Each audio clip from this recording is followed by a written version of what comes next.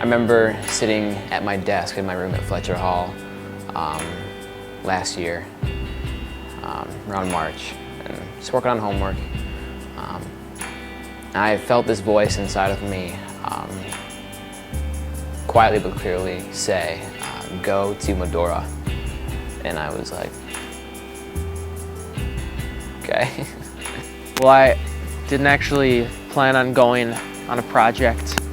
I thought it was something I would do in the future, thought it was something I would put off because I had made my own summer plans, but then it wasn't until March that, towards the end of the sign-up deadline, that God just kind of showed me that I should be experiencing this growth at this point in my life so I can just use it that much sooner. So I went for it, and He provided a way for me to go.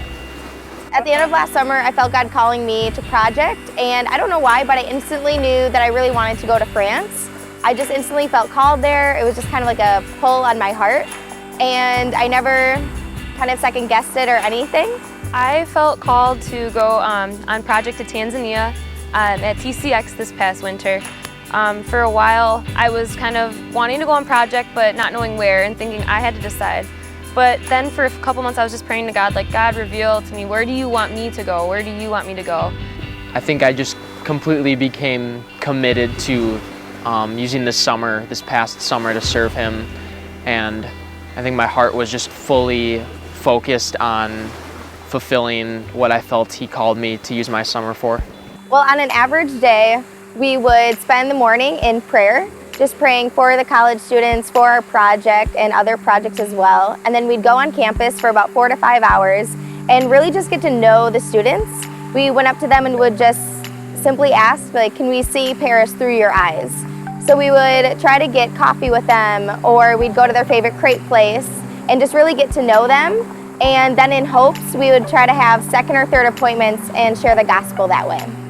I think the Badlands Summer Project is incredibly unique in the sense that evangelism really is played out in relationships.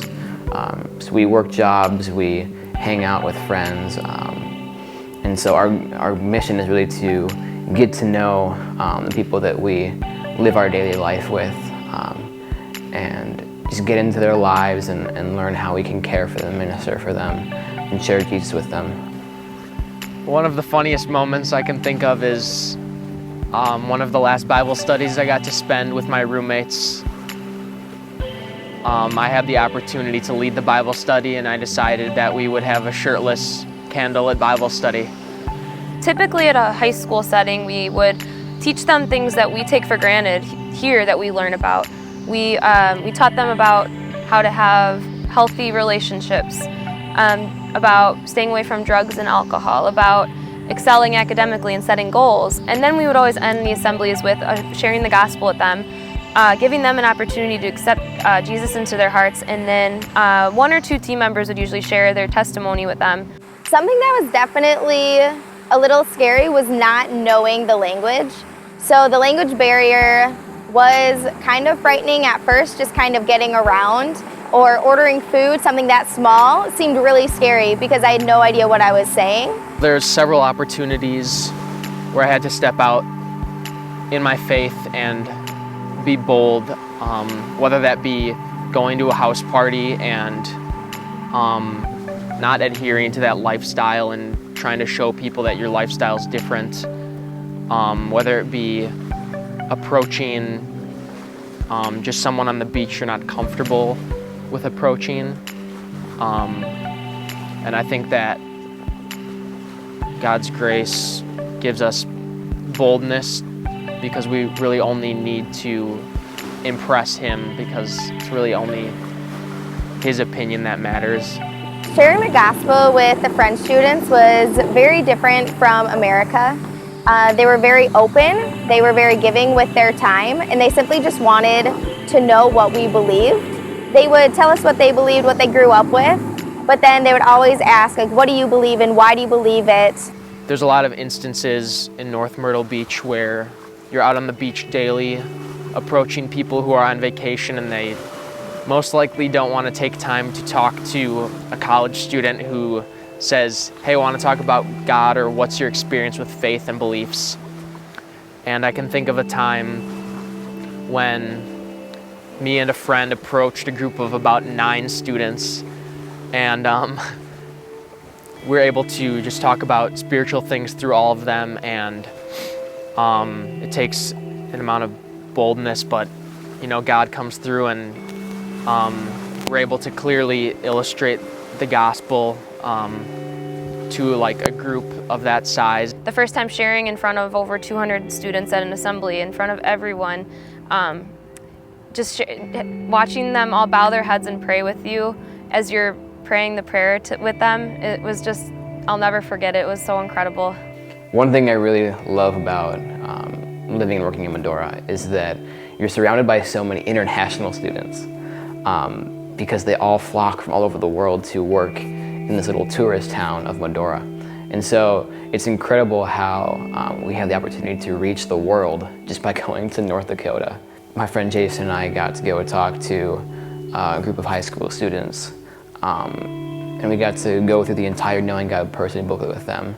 And one gal ended up accepting Christ, and it was incredibly awesome to see how God used me in my moment of most discomfort, when I was most out of my comfort zone, when I chose to trust in Him the most. That's when He used me to help draw someone to Himself. My favorite day of ministry in Africa was, we went to one orphanage. Our team split up into 2 groups, and we each went to a different one. And the orphanage I was at had kids in age ranging from less than 1 year old to about 18 years old. There was one little boy there named Isaac who was about 2.5 or 3, and he just was so shy. He had on little pink pants and he was adorable. And we finally learned his name, and he just kept coming up to me, reaching up, wanting me to hold him. So I was holding him for a while, playing with him. And then when we were getting ready to leave, he reached up again for me to pick him up, and he just hugged me and he wouldn't let go. Really, really impactful day, and I just discovered so many different areas and passions that I have, and I hope to be able to go back and just work with orphans or in an orphanage somehow. I saw a lot of growth in leadership. I was able to co-lead prayer time, which was in the morning.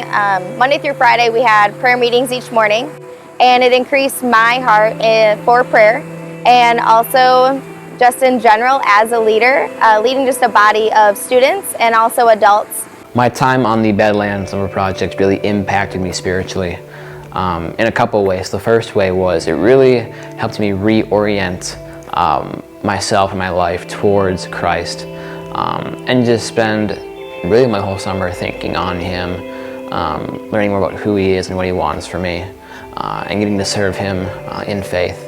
God definitely opened up my eyes to more injustices all around the world, and not just in Oshkosh, not just my hometown or in America, but even in France, there's stuff going on there too. I just learned so much about patience with other people and patience in God's timing, because even when you think that things won't work out or plans might fall through, God always provides a way. He never left us hanging. This is a time in your life where God really wants to pour into you and use you in powerful ways.